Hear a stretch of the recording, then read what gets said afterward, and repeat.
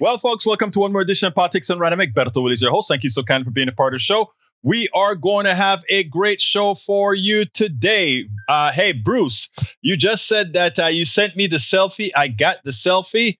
Are you saying that we have got permission to put that selfie on the screen, Mr. Bruce? If you say that is okay, we can get that baby on the screen. But of course, you have to say, okay. All right. So let me know if we can put that onto the screen so that the whole posse can see a whole proud granddad here. I know the guy wants to say, I'm proud. Look at my grandbaby. Anyhow, welcome aboard. John Cotter is in the house. He says, hello, PDR Posse. Are you back in Houston? Or are you still in Tokyo, Japon? In Japan, in Spanish, is Japon. Are you in Tokyo still? Bridge MCP is in the house. We also have Eric Hayes, Melanie Keelan from Barcelona, Spain. Of course, there's Lee Grant from Montgomery County and Bruce from Kingwood. John Cotter says, just landed in Houston. All right, brother, just landed in Houston. Great that you made it. Actually, I think you're not in too bad a weather. Kind of cool, though.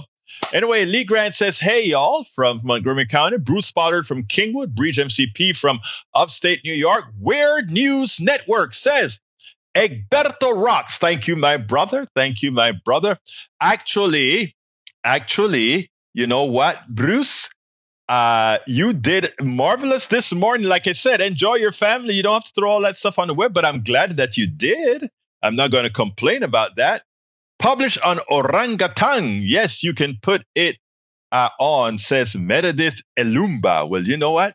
If my dear, beautiful Meredita says that I can put it on the screen, you know what I'm going to do? Hey, guys, all I am going to say, are you ready for the extension of Bruce Pollard, one of our PDR Posse member? We're going to get there, but let me salute everybody first.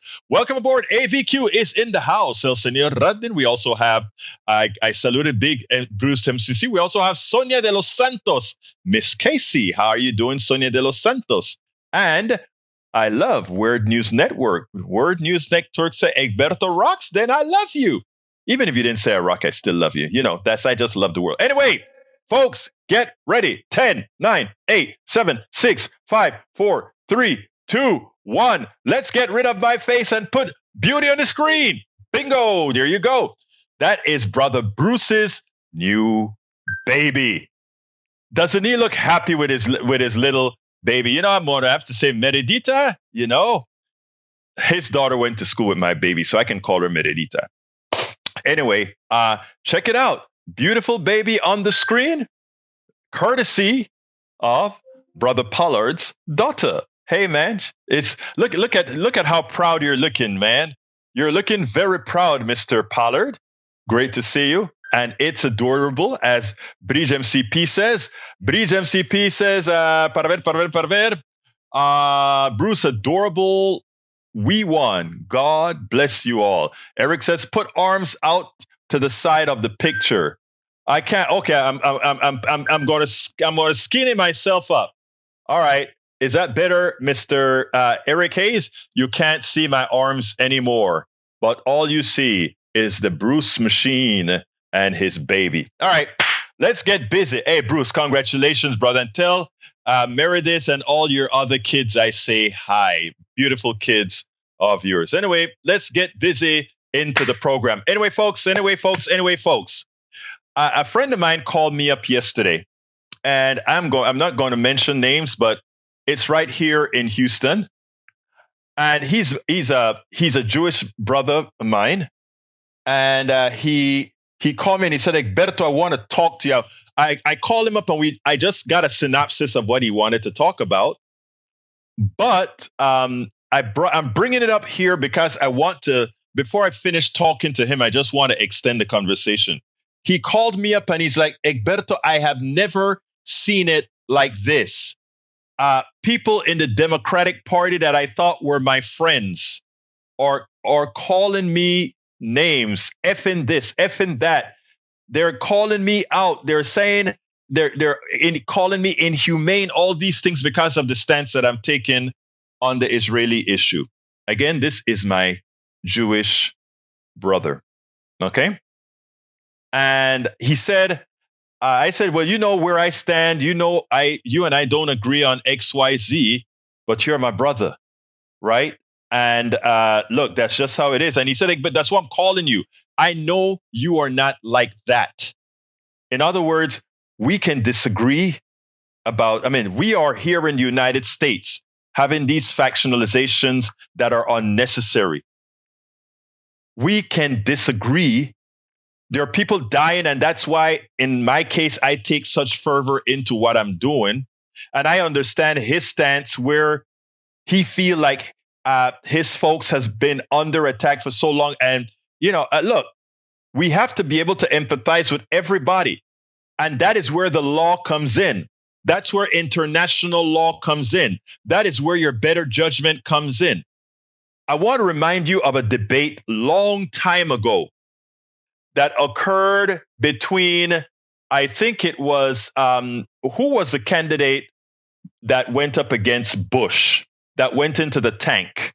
I don't remember his name. Come on, guys, help me out. You guys are smart. You all have this memory. There was this Democratic person, I think he was an ex-governor of Massachusetts. Not Al Gore. He was the ex-governor of Massachusetts, and he went up against George Bush won. And I don't remember his name. Okay, it's not John Kerry. George Bush won. He went up against George Bush number 1, not George Bush number 2. And anyway, they made comics out of him inside of a tank. Okay. And the reason they did that was because he was trying to put out that he was a strong person. Here is the thing. Michael Dukakis. Thank you very much, Michael Rudden. I knew my brothers would come up with it.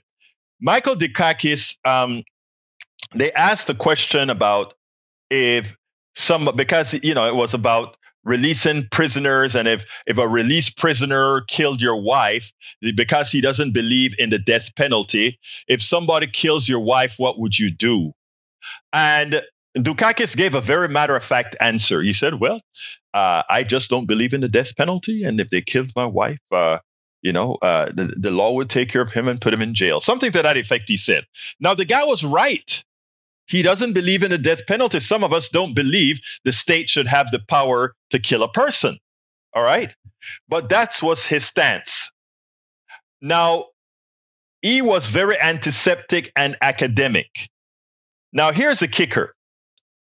Had it occurred that Cuomo was running, if Cuomo was the one running, they asked Cuomo, how would you have answered that question? Cuomo said, I would have said, I have the passion. I would want to kill that person who killed my wife. I would want the state to kill that person who killed my wife.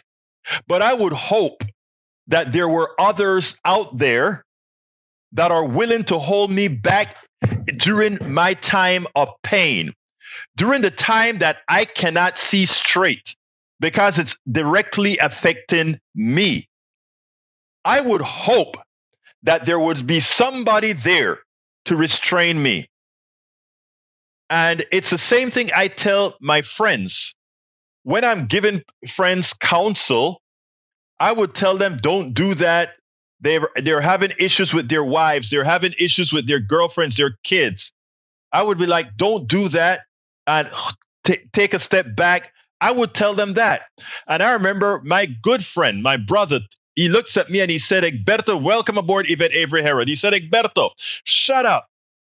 If that were Ashley, that's not what you would be saying. To which I said, brother, you are right, but you're my brother. I would hope that in that time, you will be there like I am there for you now to pull me back. Why do I tell that story? I tell that story for one specific reason. This brother that called me up, Jewish brother, who a lot of folks, the progressives in the Democratic Party are cussing him out. he thinks they're being anti-Semitic with him. He thinks they're doing all these things to him. I don't have the full story. I will shortly. Why can I talk to him? Why will I be willing to entertain what he's gonna say? Because I know that directly to him, what Hamas has done to people just because they are Jews resonates with him deeply, to such a point that I would tell him specifically, you cannot be thinking rationally about this. But Palestinians feel the same way too, for what has been done to them. And that is where the clash comes in. The empathy must reign, right? Because what's going on inside of the West Bank, where settlers are kicking people out of their homes under and with sanctioned by the military, it's just as bad. Where settlers are killing Palestinians in Gaza, it's bad as well. Just as bad. Where Netanyahu is leveling Gaza, it's just as bad. It's worse because it's more than 10 times the amount of people being killed than the people in Israel. It is more than, look at the cities, look at Gaza City, look at all the cities around Gaza. And then look at Haifa, look at Tel Aviv, look at Jerusalem. Yes, rockets are raining there every day, but America is paying and helping pay for the Iron Dome to prevent those rockets from landing. And guess what? They're not landing, hardly any of them. And people are living fairly normal lives in Tel Aviv, in Haifa, in Jerusalem, and elsewhere. Asymmetric. If you are a margin coming into into Israel, and you see what is occurring in Gaza, and then you see what is occurring in Tel Aviv and Jerusalem and all these places, there's no way anybody with a rational mind would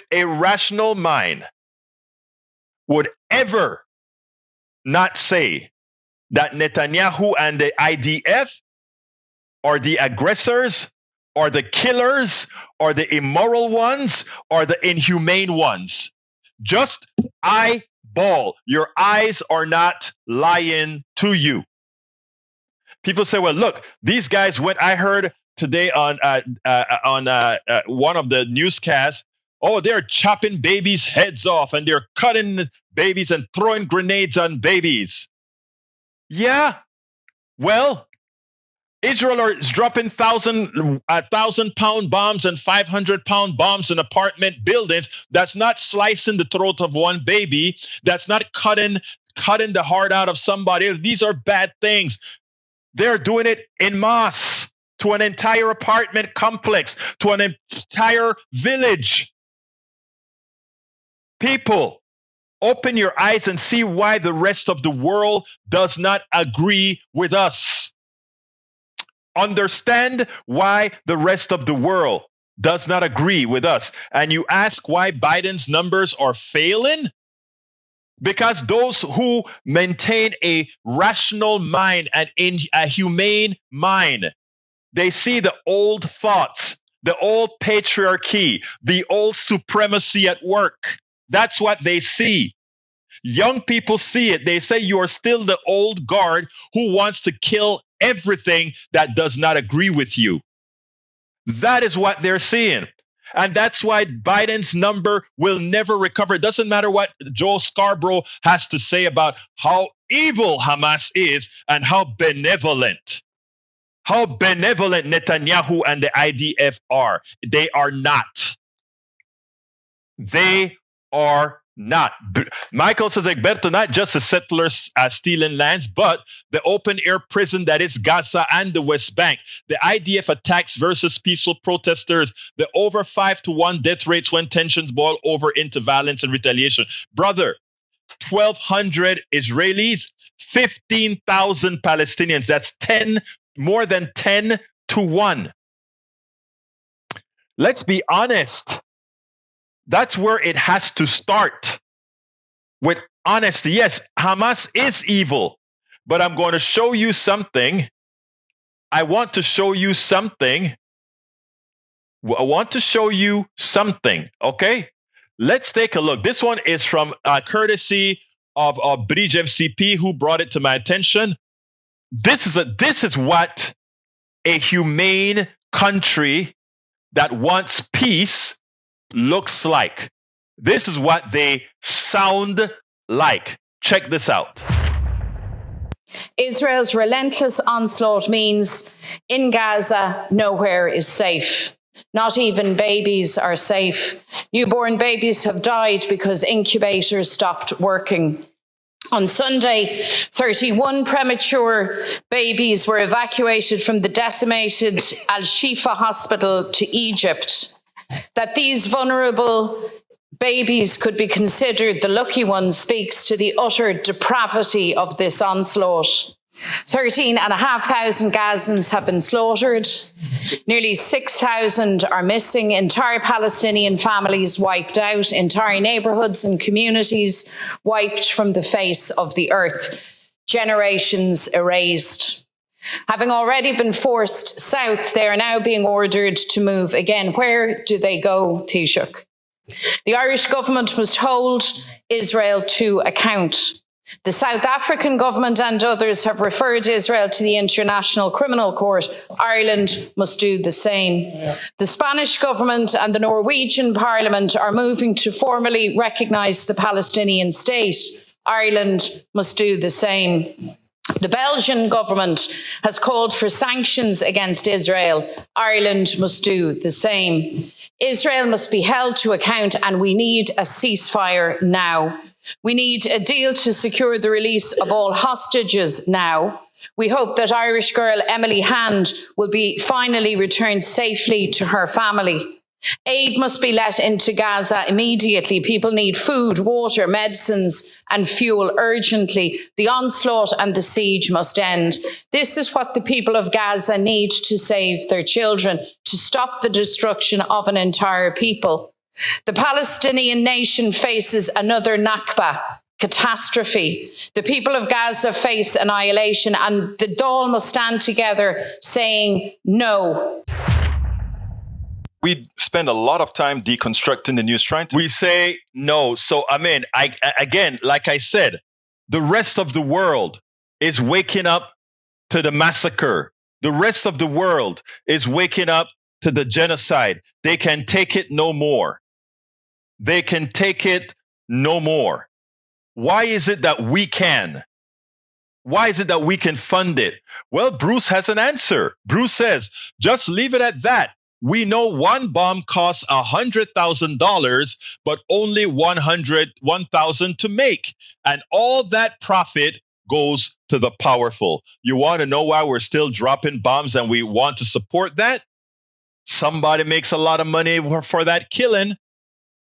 And, and it goes even deeper than that. You're going to see a story. I'll probably play this tomorrow where Miss Dennett, I forgot her name. For last name is Dennett, who's the daughter of a spy, what she had to say. I don't think I played that for us here yet. But I am going to play that probably on Thanksgiving. But it's important, people. It's important to ask the question. It's important to be honest. It's important to not believe your eyes. Again, look at Jerusalem, look at Haifa, look at all these other places. Egberto, doesn't America find Iran directly and indirectly? What do you mean by find? You mean, I don't understand the question there. I really don't understand the question. All right.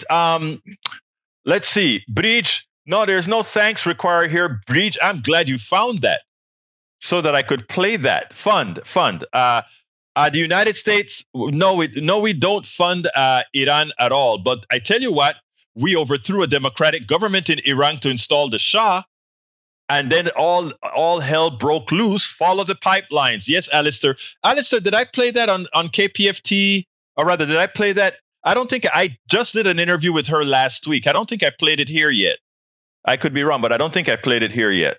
I'm going to play it here tomorrow or the day after for the show tomorrow. But anyhow, I have another video to show because here is a sick thing about it. Thank you, Alistair. We do fund Iran. Obama gave 1.5 billion and we don't sanction them. Let's stop there, Eric. Again, you have to get the right information. We gave Iran $0. Iran sold oil. The oil money, because the West runs the banking system, we held on to Iran's money for decades. I repeat, we held on to the money Iran made from selling oil. What you want to do, Eric, is something that we should not have done in the first place. We have no right to keep somebody's money. In the capital markets, in a capitalist system, that should never exist. But we like to call capitalism when we want it, and then call it something else when we don't. Iran sold oil. That oil money was in the banking system. I think, in fact, I think it was in Qatar or one of those countries' banking system. But we control the ACH system, the way monies are transmitted. So therefore, we stole Iran's money as a sanction to Iran. Technically speaking, that's exactly what we did. We stole Iran's money. Suppose Iran said, I don't want the United States to attack Iraq. And because the United States attacked Iraq, all monies that we owe the United States, we are going to hold on to it. What would the United States do? You see, one of the problems here in America is we are so ill-informed. We don't understand what the hell is going on around the world. We don't understand that because we are the omnipotent power, we use it to bully everything. Again, we gave Iran $0. We just gave Iran back its money, and I don't even know if we gave them interest for it. Okay? So please, educate yourself. Please do. Educate yourself. Our uneducated population is the reason we make stupid choices in who we elect. Because we are so ill-informed. What facts did you show, my brother? You showed nothing. You showed that you know nothing, sir. I'm sorry to put it this way. I am very much into civility. But what you showed with your statement is you know nothing, sir. And I say that with respect. I say that with respect. And anyway, first facts from Bridge. The Iran deal unlocked Iranian assets that were previously frozen due to sanctions, but it's unclear how much those assets were worth. $100 billion is the highest estimate provided by U.S. official, and it's thought that Iran could have accessed all the money could not have accessed all that money because much of it was tied up in projects overseas. Trump's assertion that Obama gave Iran this money is not quite accurate. As part of the deal, which multiple countries were involved in, Iranian assets that existed in banks and financial institutions across the world were unfrozen. Estimates for the value of those assets in an op-ed in 2015, then Michigan Republican Representative David Trott said sanctions relief would add up to somewhere between $50 and $150 billion. How can that not be theft if you don't know if it's $50 billion or $150 billion? Which bankers are stealing some other country's money so that they don't know exactly how much money is there? John Carter says the right wants to keep people uninformed. Just another reason they're trying to take over the schools. Exactly. You keep people dumb, you can get them to do anything. Bruce Pollard says, so democracy like we had is a risky experiment that worked because we took advantage of the black man. As we try to embrace equality, democracy becomes fragile and the powerful treat even more people like slaves. In fact, all of us, except for the elites, are now slaves of the system. Brother Lee Grant says stuff getting real. Potential terrorist attack on U.S. mainland. 2 dead after vehicle crashes into Rainbow Bridge. That's happened in Niagara Falls. We told you the blowback is coming. The blowback is coming. What we did was wrong. What we did is we funded a country that murdered 15,000 innocent civilians. Now, when the blowback comes, I just hope I'm not on a plane. I just hope I'm not in a bus. I just hope I'm not on a train. I hope I'm not on a bridge that happens to be the target of the blowback.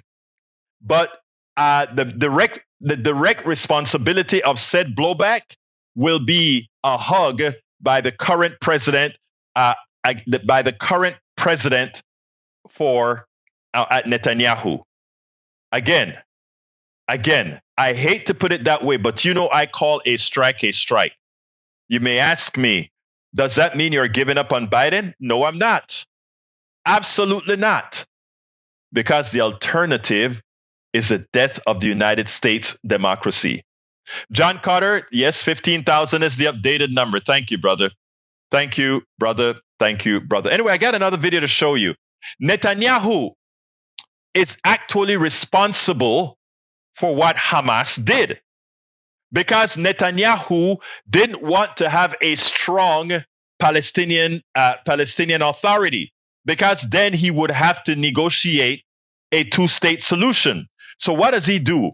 He allows settlers to create a lot of mismatches out there in the West Bank, and he allows Hamas to govern Gaza, and he prevents the people in the West Bank, good politicians in the West Bank, to come and campaign in Gaza. They can't have the same people in these 2 states, even though they're supposed to be one country. Netanyahu did all of that. And then he allowed money in Qatar to go to Hamas. All of it documented in Haaretz, the Israeli newspaper. Okay? So check it out, because who details it very well? Ayman Mohayedin. And I always tell you, there are only a few people I listen to when it comes to the Israeli-Palestinian issue. Listen to Ayman and we'll take it thereafter. While AIPAC decides that they want to attack Jamaal Bowman and Ilhan Omar and Rashida Tlaib and Ayanna Pressley and the new congresswoman from Pennsylvania and all these people that make up the squad, they want them out of there because they're not voting lock and step by stating no matter what Israel does, it's okay. I want you to listen to this piece here, because at the end of the piece, you're going to hear what Ayman Mohayedin has to say. Israel actually facilitated, they propped up Hamas because they didn't want to seem like they had a legitimate counterpart for a 2-state solution.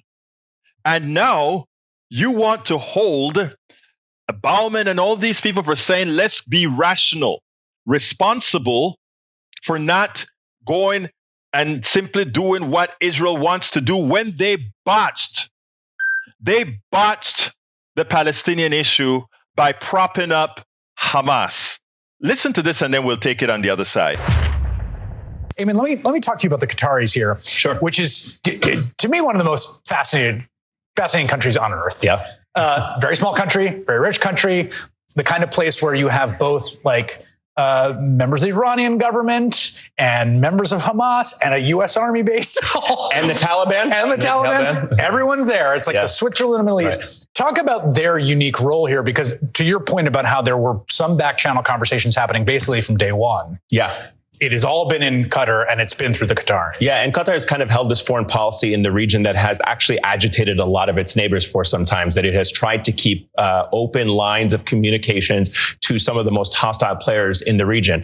And their position has been, we are doing that at the request of the Americans. It is the Americans who have asked us to have an office with the Taliban. It is the Americans who have asked us, and the Israelis have asked us to keep those indirect talks with Hamas. If Hamas did not exist in Qatar right now, and if they were in Iran, can you imagine how hard these negotiations would be to secure the release of these hostages. So their position has been that we have tried to maintain open lines of communication. Now, with that comes activity that I think Western countries would look at and say, well, that's a little bit questionable. Qatar's position is like, well, we have to build trust with these people. Right. If you want to have a Taliban office here, if you want us to have Hamas's office here, you have to allow us to interact with them in a confidence-building measure. And in one of the ways that people have been critical of the Qatari government has been that they are giving money to Hamas. That is money that is sent to Hamas with the approval of the Israeli government. That's important to be very clear. It's not that money is just being transferred there. Some of the money has been delivered in cash, and it has been done with the blessing of the Israeli military, which for a long time had wanted Hamas to be propped up in order to weaken the Palestinian Authority in the West Bank.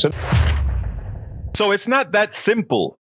These neoliberals, these fascists, these right-wingers, like they know nothing about diplomacy. They know nothing about how to run a country, but they do know how to have war, and they do know how to sell people out. That is how it has operated in the United States. That is how it has operated in Brazil. That is how it's now operating in Argentina, now that they have elected a right-wing guy who doesn't even believe in women's rights or climate change or any of these issues. So, folks, let's be clear here. What Bowman and the squad are doing is what every Democrat and Republican in Congress should be doing. They should talk about a ceasefire. They should talk about stopping the murder and killing and genocide in Gaza. Because again, yes, what Hamas did was horrendous, a terroristic act. But what do you expect of terrorists? Israel is a state. Hamas is a terrorist group. But worse, that Israel facilitated that Hamas's existence as an opponent to the Palestinian Authority, so that a two-state solution wouldn't come to fruition. Who should we be holding accountable? It's clear. It is absolutely clear who we should be holding accountable. Absolutely clear who should we hold accountable. But, I didn't even get enough said in that little piece because I was rushing to get it ready for the program today. But we should also bill Israel for everything that it bombed. Absolutely, the entire part of Gaza that was bombed to smithereens, they need to get an invoice for that and then pay for it, just like Germany had to pay for World War. Well, they got forgiven, sort of. But, they should pay for that destruction that they've imposed on these people. Look, most people, let me be clear here. Most people think the way I do, but most as well are scared to say it because of groups like AIPAC, and they fear being called anti-Semitic. I do not fear being called anti-Semitic because I am multi-everything. Don't fall for the fear. Do not. Right now, AIPAC is going to spend $100 billion. $100 billion to get rid of the squad. Why do you think they want to do that? They want to take the platform away from the squad because they're all young. They're all people of color. They're all of this ilk that they fear. People who understand what it is to have had a pressure on you. People who understand how it has been to be maligned. People who understand all these issues. Folks, we got to use our heads here. We got to use our head.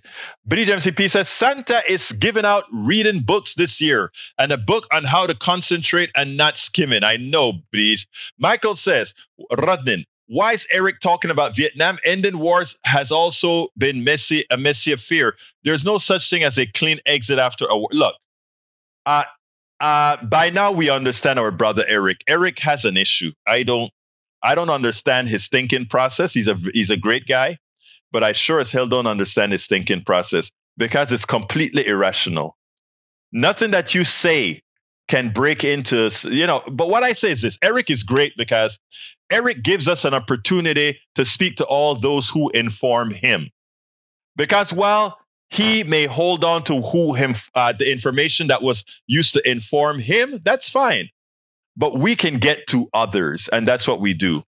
Lee Grant says Hamas has promised more attacks and seek to eliminate Jews in Israel.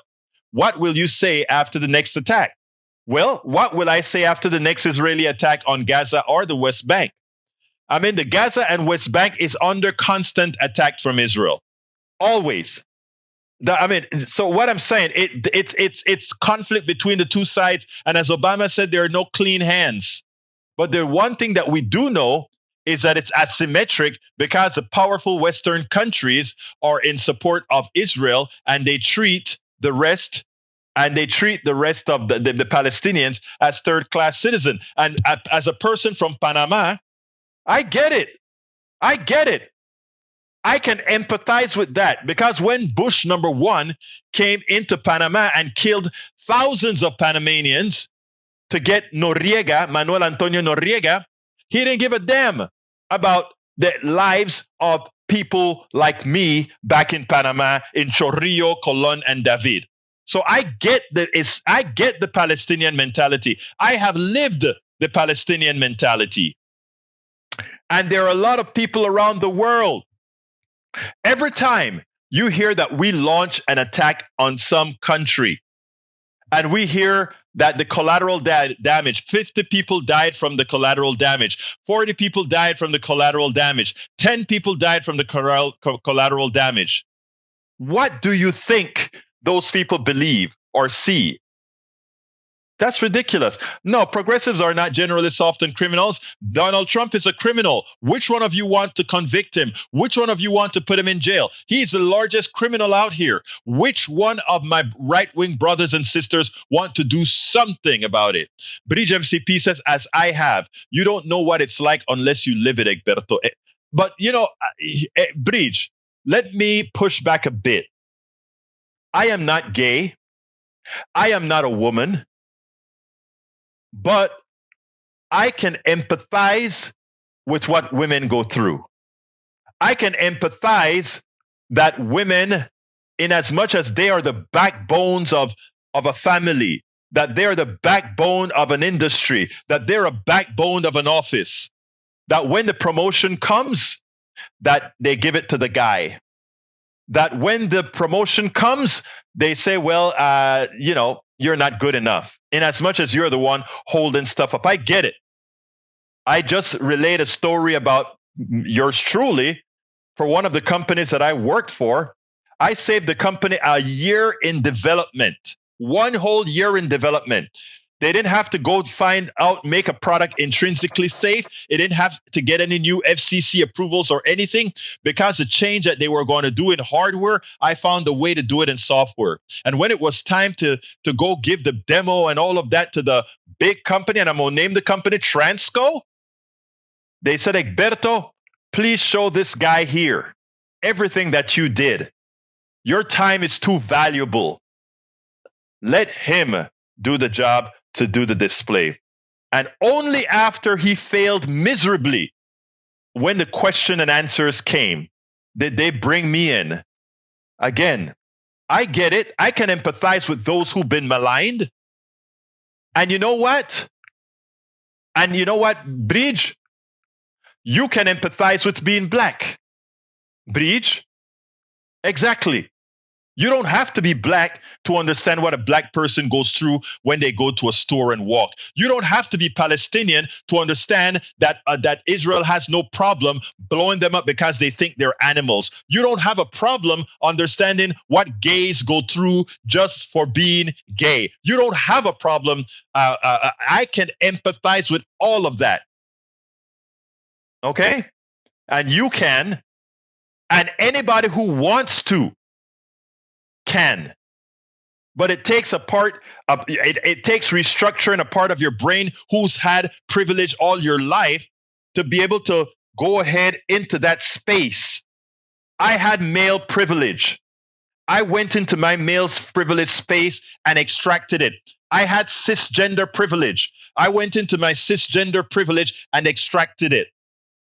That's what it takes. That's what it takes. All right, we got one more video to show and I'm running out of time, so let's get busy. This one is good. A few days ago, we discussed about AIPAC spending $100 million, up to $100 million to take out the squad. You know, that is Ilhan Omar, Jamaal Bowman, Alida Shalit, and many other progressive Democrats. All of them people of color. The American Israel Public Affairs Committee decided that because these folks are asking for ceasefire, or asking for peace, or asking and making relative commentary that says, hey, Palestinians are human beings too, because they have that stance. They must not. They must have 100% support for what Israel does, the Israeli government does, no matter what. If you don't do that, if you don't toe the line, then we are going to get you primaried. We are willing to spend $100 million on getting rid of you. That's a danger against democracy. Listen to this, and then we'll take it on the other side.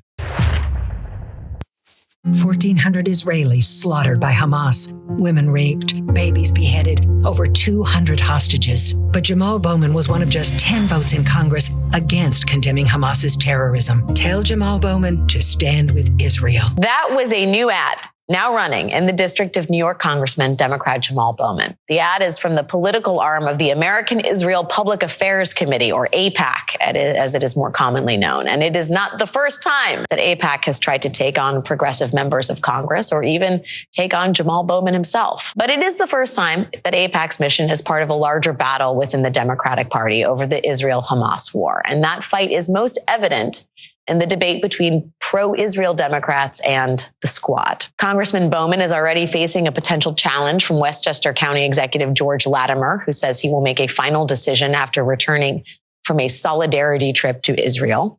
Other Squad members, including Cori Bush, Ilhan Omar, Summer Lee, and Rashida Tlaib, are all expected to face potential primary challengers as well. As Michelle Goldberg writes in the New York Times, a series of ugly primary campaigns fought over Israel will only widen the progressive political divide. But with horror at conditions in Gaza and Jewish fear both ratcheting up, an intra-party clash over the future of the Squad now looks inevitable. Joining me now is New York Congressman, Democrat Jamaal Bowman. Talk to me a little bit about what this moment has been like as you sort of navigate a constituency really more pronounced in its division than many other members of Congress. Yeah, it's been a traumatic moment. It's been a painful moment. It's been a moment filled with grief and suffering by my Jewish constituents as well as my Muslim constituents. And so it's been multi-layered. You have the behavior of the Israeli government, which needs to be critiqued very strongly in my belief. You have the impact of that critique on the Jewish community, both locally in my district and globally. You have Muslims who have felt erased in this whole conversation and even dehumanized as well when you hear some of the rhetoric coming from Israeli officials towards Palestinians, referring to them as animals. So it's been multi-layered, multifaceted, filled with very strong emotion. And what I've tried to do is just absorb it, sort of stand in the middle of it, learn from it, and then use what I learned to govern accordingly in a way that meets the needs of a diverse constituency, as you mentioned. I was struck, Michelle Goldberg, who was just our guest in the previous segment, followed your campaign as you tried to navigate meetings with constituents over on this topic. And she quotes one woman who was involved, I believe, with your campaign at one point, Diana Lovett, said polarization over the congressman was tearing apart local Democrats. I love him personally. He was lovely and he's amazing. And he was the same warm and open-hearted person that he was today. This is at the event that you had. But she had come to believe that their views on the Middle East are irreconcilable. When you hear that, what is your reaction to that? Oh, thank you for saying I have a big heart. Well, she said that. No, thank you to her for saying that. I don't think they're irreconcilable. I think for a very long time, we've been having one conversation without the other. We have been saying for so long, we are pro-Israel, pro-Israel's right to exist, pro-Israel's right to defend itself and self-determination. But we haven't been saying the same thing about Palestinians. And so what I've been trying to communicate, and this is all, again, based on my learning. I work very closely with Americans for Peace Now, J Street, If Not Now, Jewish Voices for Peace, and many organizations. Israel's safety and security is directly connected to Palestinian freedom, safety, and security. So we've been using a lot of rhetoric around a two-state solution for decades. And when I went there, I saw that we are nowhere near a two-state solution. Myself, as a sitting member of Congress, could not walk through certain checkpoints in the West Bank because I wasn't Jewish. So we're using rhetoric, but our policies aren't matching the rhetoric, and our policies aren't matching the urgency of the moment. October 7th was a horrible day, horrific day, and Hamas must be condemned, and we must get the hostages back, absolutely. But condemnation is only step one. How are we going to do the work to actually get to a state for Palestinians and do the work here to bring communities together around education and engagement so we could deal with anti-Semitism in a real way, Islamophobia in a real way, racism, sexism, and all the isms that continue to plague us in a real way. We haven't done it here, and we're not doing it globally. Now, Jamaal Bowman is one of the best guys that you can think of. Very nice guy, always respectful to everybody, votes his conscience, want to make sure everybody's at the table. And for that, AIPAC, because he's not a puppet, because he's not a robot that says, whatever Israel does, it's okay. We will definitely support them. Because he decides that's not who he's going to be, that he's going to believe in humanity. He's going to believe in morality. He's going to believe that an Israeli child that was murdered has gone through the same pain as an American child or a Palestinian child. All lives matter in this regards, folks. Every single life matters.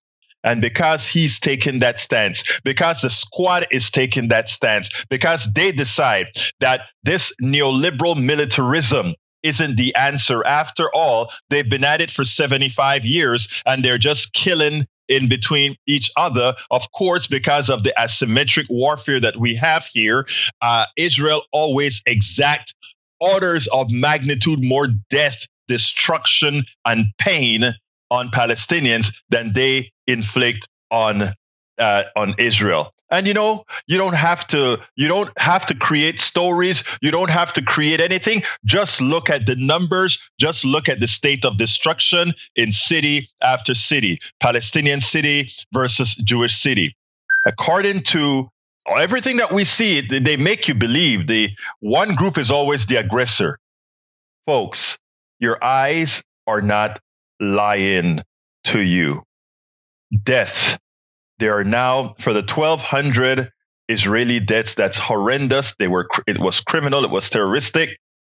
But now for that, the toll in Gaza is 10 times, more than 10 times that number. Where is the humanity? Where is the empathy? Where is the morality? Where is the morality?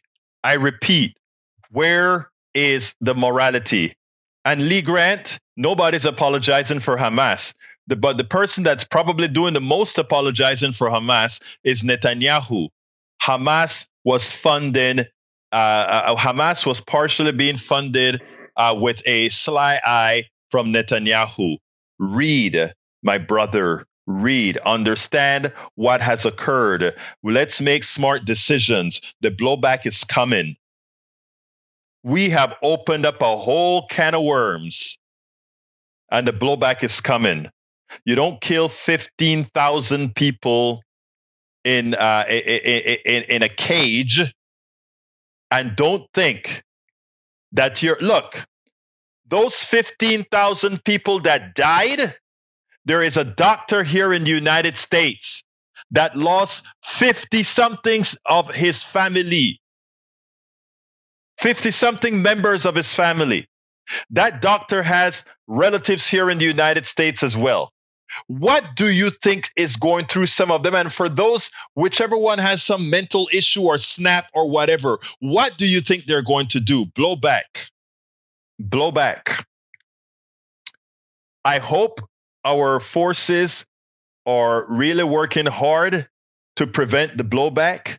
But as we know, in a capitalist society, even the security is, if they're not making a good enough profit, what suffers is the security. Folks, the blowback is coming. I sit down, you don't lose 15,000 lives, 5,000 babies. You don't see the blood and guts that we're seeing right now on TV of these innocent people and don't think something is going to happen. Bree says, how Israel helped create Hamas? All signs indicate that the government of Israeli Prime Minister Benjamin Netanyahu is prepared to wage a protracted battle in the battered Gaza Strip as it seeks to crush the capabilities of the Islamist militant group Hamas.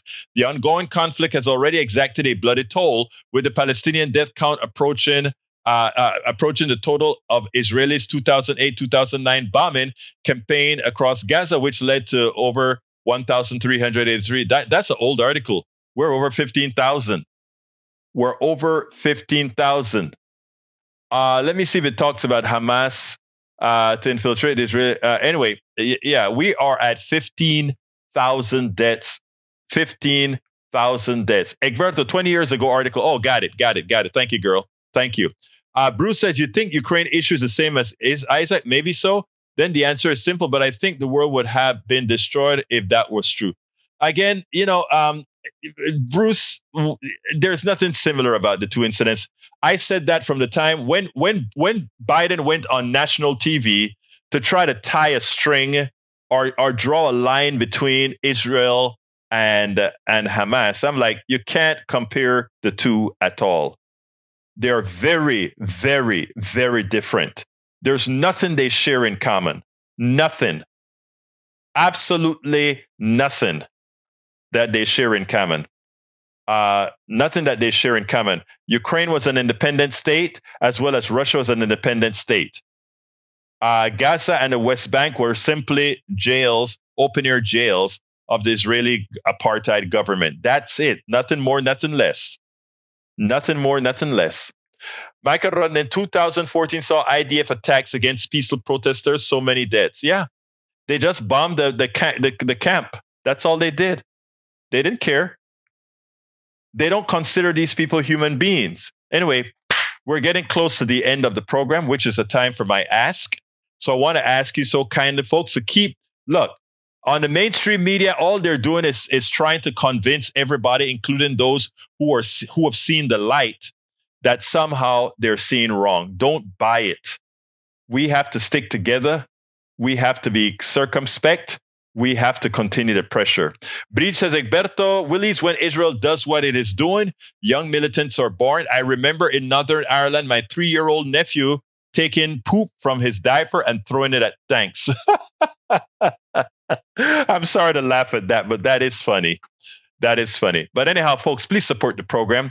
There are many ways to support the program, and you can find all the different ways to support the program at politicsdoneright.com/support. politicsdoneright.com/support. politicsdoneright.com/support. Please find some way to keep us doing what we do. When it comes to our newsletter, we send out a newsletter every day at 5 in the morning. The newsletter tells you what we are going to be showing on KPFT 90.1. And in between those newsletters, every so often, I may have a prescient topic that I want to talk about, and I put it in that newsletter. All paid subscribers of my newsletter, by the way, it's all free, okay? But the paid version of our newsletter, you get access to all our books. Right now, I have 2 of them already up on Substack. You'll get access to all of them as I get more time to throw all my books on. And all subsequent books that I'm writing, and I have 3 of them that I'm writing right now, all subsequent books you will get free. You'll read free of charge either from the Substack application or directly online. So I ask you so kindly support us. Go to politicsdoneright.com/newsletter. If you're already a subscriber, consider being a paid subscriber. If you think I can give Politics Done Right a coffee a month, doesn't matter. I can give Politics Done Right a coffee a month. politicsdoneright.com/newsletter. I'm going to put that in the feed one more time. politicsdoneright.com/newsletter. Other forms of support you can find at politicsdoneright.com/support. I'm going to throw that in there one more time again. politicsdoneright.com/support. Other ways to support the program. Anyway, folks, gotta get out of here. My name is Egberto Willies. This is Politics Done Right. And you guys, first of all, thank you all for being here. Both my lefties, my righties, and my moderates. Thank you so kindly for being here. Remember, if we're here talking, we're not fighting. If we're here talking, we can together solve problems. Happy Turkey Day. My name is Egberto Willies. This is Politics Done Right. And you guys know how I end this, baby. I am what? Out. We spend a lot of time deconstructing the news, trying to parse it into a form that everybody can understand. We try to find those little nitpicks where it flies above the fray, etc. If you really like these videos that we do, I want to ask a big favor. Please go ahead, number 1, subscribe to our channel, and number 2, please join if you can. Thank you so kindly for watching. Keep watching. Please remember to share. We must populate the entire internet with our progressive message, a message that we know is what most Americans say that they want. So help us, please join.